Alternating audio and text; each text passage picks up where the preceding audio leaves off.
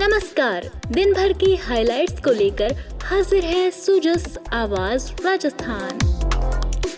नमस्कार, आप सुन रहे हैं सुजस आवाज पॉडकास्ट। दिन भर की अहम खबरें लेकर हाजिर हैं अश्विनी और अभिलाषा। सबसे पहले नजर आज की सुर्खियों पर। मुख्यमंत्री ने शहरी सेवा शिविरों का किया अवलोकन, कहा शिविर बन रहे आमजन की सेवा के पर्याय, अंतिम व्यक्ति तक पहुंच रही जन कल्याणकारी योजनाएं।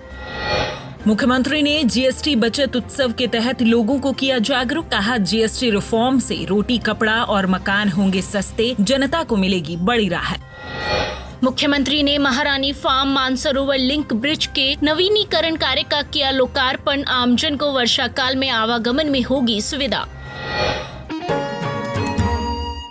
और अब खबरें विस्तार से।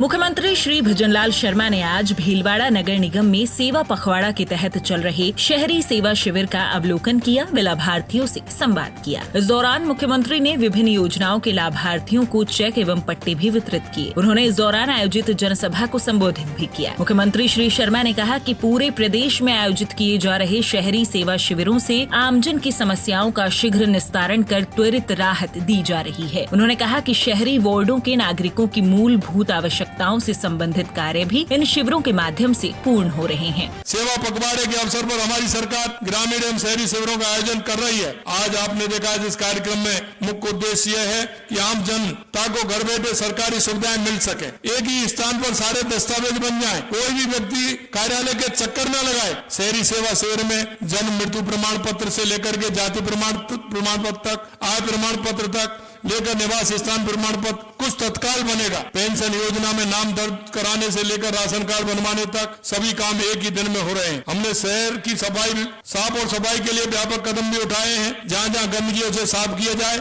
सड़कों को दुरुस्त किया जाए, नालियों को साफ किया जाए, पार्कों को सुंदर बनाया जाए, और यही नहीं, हमारे बिजली के झूलते हुए तार, हमारी लाइट, उसको भी ठीक प्रकार से किया जाए।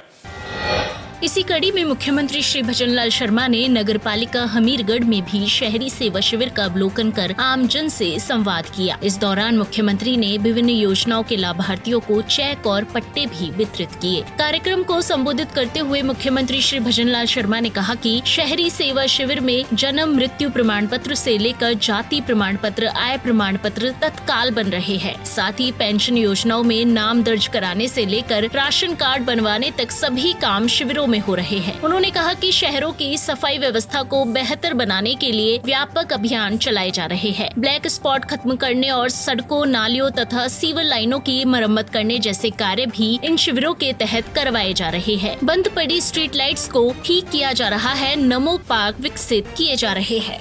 ये शिविर हमारे हर व्यक्ति जिसका कोई काम है, छोटे छोटे काम है, हमारी माता बहनें हैं, हमारे किसान हैं, हमारे मजदूर हैं, उनको इन शिविरों का फायदा कैसे मिले। दूसरा कि बदलता मौसम है, आप सभी हमारी बुजुर्ग माताएं बैठी हैं, बदलते मौसम में थोड़ा स्वास्थ्य में भी दिक्कत आती है कि नहीं आती है? खांसी, जुकाम, बुखार, खुजली, ये सब होता है कि नहीं होता है? मौसम बदलता है तो ये भी होता है। तो इसके माध्यम से आपके स्वास्थ्य शिविर भी लग रहे हैं, तो उसको दवाई आपको घर बैठे यहाँ उसकी दवाई भी आपको मिलेगी, जिससे आप स्वस्थ रहें और मस्त रहें और अपना काम करते रहें। हमारे छोटे छोटे काम होते हैं, हमारा मृत्यु प्रमाण पत्र, जन्म प्रमाण पत्र, अपना जाति प्रमाण पत्र, आय प्रमाण पत्र, ये छोटे छोटे होते हैं लेकिन हर व्यक्ति के काम आते हैं। तो इनको जाना पड़ता है आपको। आपका कहाँ लगता है इनका? एसडीएम ऑफिस यही है तो ये तो अच्छी बात है, लेकिन अधिकतर जाना पड़ता है, ऑफिस के चक्कर लगाने पड़ते हैं। अब आपके पास यही बनाने आ गए आपके। शारदीय नवरात्रि के पावन अवसर पर आज दूसरा दिन मां दुर्गा के द्वितीय स्वरूप देवी ब्रह्मचारिणी की आराधना को समर्पित किया जाता है। इस अवसर पर मुख्यमंत्री श्री भजनलाल शर्मा ने प्रदेशवासियों को हार्दिक शुभकामनाएं देते हुए कहा कि मां की असीम कृपा से राजस्थान निरंतर समृद्धि के पथ पर अग्रसर रहे। साथ ही समस्त प्रदेशवासियों का जीवन सदैव सुख, शांति, सौभाग्य और खुशहाली से परिपूर्ण हो। शारदीय नवरात्रि के दूसरे दिन मां दुर्गा के द्वितीय स्वरूप देवी ब्रह्मचारिणी की विधिवत पूजा अर्चना की गई। मुख्यमंत्री श्री शर्मा ने नवरात्रि का दूसरा दिन टेक्नोलॉजी क्षेत्र में सक्रिय नारी शक्ति के नाम किया। नवाचार, दक्षता और डिजिटल सशक्तिकरण की प्रतीक समस्त नारी शक्ति को श्रद्धा और सम्मान के साथ मुख्यमंत्री ने नमन किया। कोडिंग में रच रही हैं अब अपनी कहानी। तकनीक बन गई है उनकी नई निशानी। सपनों को दे रही है डिजिटल उड़ान, नारी है भविष्य की सच्ची पहचान। राजस्थान की बेटियां अब किताबों से आगे, कोडिंग से क्लाउड तक, रोबोटिक्स से लेकर आर्टिफिशियल इंटेलिजेंस तक नए इतिहास रच रही हैं। आज आर-कैट जैसे आधुनिक तकनीकी संस्थान और आई स्टार्ट राजस्थान जैसे स्टार्टअप प्लेटफॉर्म हर बेटी को भी दे रहे हैं एक मंच, एक मार्ग और एक मुकाम। आज बेटियां कंप्यूटर पर न सिर्फ अपना बल्कि पूरे समाज का भविष्य गढ़ रही है और राजस्थान को वैश्विक नक्शे पर नई पहचान दिला रही है। सीएम भजन लाल शर्मा जी ने हमारे लिए बहुत कुछ किया है। राजस्थान की महिलाओं के लिए वो अलग अलग इनिशिएटिव लेके आए हैं। कहीं ना कहीं वो वुमेन एंटरप्रेन्योर्स को बूस्ट करने के लिए डेली कुछ ना कुछ इनपुट्स देते हैं पेपर्स में। हमारे आई स्टार्ट में भी बहुत सी टीम्स आती है जो उनसे डिस्कस करती है। यही है राजस्थान की नवदुर्गा, जो विकसित राजस्थान बनाने के सपने को साकार करने का रोड मैप तैयार कर रही है। आधी आबादी जो हमारी महिलाओं की है, अगर उसका जीवन उठेगा तो हमारे देश के यशस्वी प्रधानमंत्री नरेंद्र मोदी जी कहते हैं, चाहे वो गांव हो, चाहे वो ढाणी हो, तहसील हो, जिला हो या प्रदेश हो या देश हो, बिना महिलाओं के देश विकसित नहीं हो सकता, प्रदेश विकसित नहीं हो सकता।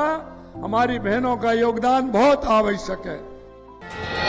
मुख्यमंत्री श्री भजनलाल शर्मा ने कहा कि प्रधानमंत्री श्री नरेंद्र मोदी के नेतृत्व में केंद्र सरकार द्वारा जीएसटी सरलीकरण तथा टैक्स स्लैब में परिवर्तन का निर्णय ऐतिहासिक है। उन्होंने कहा कि देशवासियों को त्योहारों के अवसर पर दी गई इस बड़ी सौगात से रोटी, कपड़ा और मकान सस्ते होंगे और आमजन को बड़ी राहत मिलेगी। श्री शर्मा ने सोमवार को मानसरोवर क्षेत्र के प्रमुख बाजारों में व्यापारियों और आमजन को जीएसटी बचत उत्सव के तहत जागरूक किया। इस दौरान उन्होंने विभिन्न प्रतिष्ठानों पर जीएसटी बचत उत्सव से संबंधित स्टिकर्स लगाए तथा लोगों को स्वदेशी उत्पाद अपनाने के लिए प्रेरित किया। उपस्थित जनसमूह को संबोधित करते हुए मुख्यमंत्री श्री शर्मा ने कहा कि प्रधानमंत्री श्री नरेंद्र मोदी आमजन के प्रति संवेदनशील है। उन्होंने जनता की परेशानी को समझते हुए 22 सितंबर से लागू नए जीएसटी स्लैब के माध्यम से मध्यम वर्ग, किसान, व्यापारी और उद्योगपतियों सहित सभी वर्गों को राहत दी है। जीएसटी के नए प्रावधानों के तहत अब अधिकांश वस्तुएं 4 की बजाय 2 टैक्स स्लैब के दायरे में आएगी। मुख्यमंत्री ने कहा कि राज्य सरकार जीएसटी बचत उत्सव के तहत 22 से 29 सितंबर तक विशेष जन जागरूकता अभियान चला रही है, जिसके तहत उपभोक्ताओं और व्यापारियों को जीएसटी सरलीकरण से होने वाले लाभों की जानकारी दी जाएगी।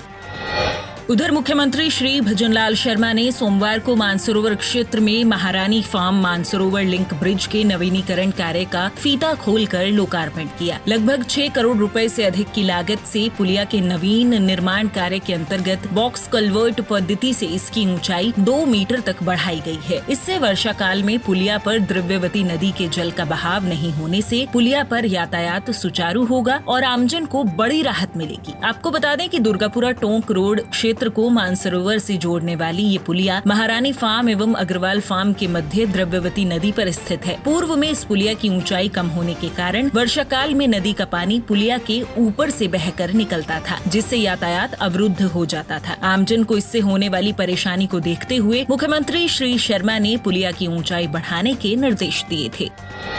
प्रधानमंत्री श्री नरेंद्र मोदी की प्रस्तावित बांसवाड़ा यात्रा की तैयारियों के संबंध में आज शासन सचिवालय में जल संसाधन विभाग के अतिरिक्त मुख्य सचिव श्री अभय कुमार की अध्यक्षता में समीक्षा बैठक आयोजित हुई। बैठक में सभी जिलों के कलेक्टर और संबंधित विभागों के अधिकारी उपस्थित रहे। अतिरिक्त मुख्य सचिव ने अधिकारियों को निर्देश दिए कि प्रधानमंत्री के कार्यक्रम का सीधा प्रसारण जिला मुख्यालयों, नगरीय निकायों और पंचायत स्तर तक प्रभावी रूप से सुनिश्चित किया जाए, ताकि अधिक से अधिक लोग कार्यक्रम से जुड़ सके। उन्होंने कहा कि सभा स्थल पर आमजन के लिए पेयजल, शौचालय, चिकित्सा सुविधा, विद्युत आपूर्ति, सुरक्षा और पार्किंग की समुचित व्यवस्था की जाए। सभा स्थल तक आने जाने के लिए परिवहन व्यवस्था सुचारू रखी जाए तथा यातायात प्रबंधन ऐसा हो कि किसी भी प्रकार की अव्यवस्था या जाम की स्थिति उत्पन्न न हो। उन्होंने निर्देशित किया कि सभा स्थल और आसपास के क्षेत्रों में स्वच्छता पर विशेष ध्यान दिया जाए तथा जन सुविधाओं को प्राथमिकता के साथ उपलब्ध कराया जाए।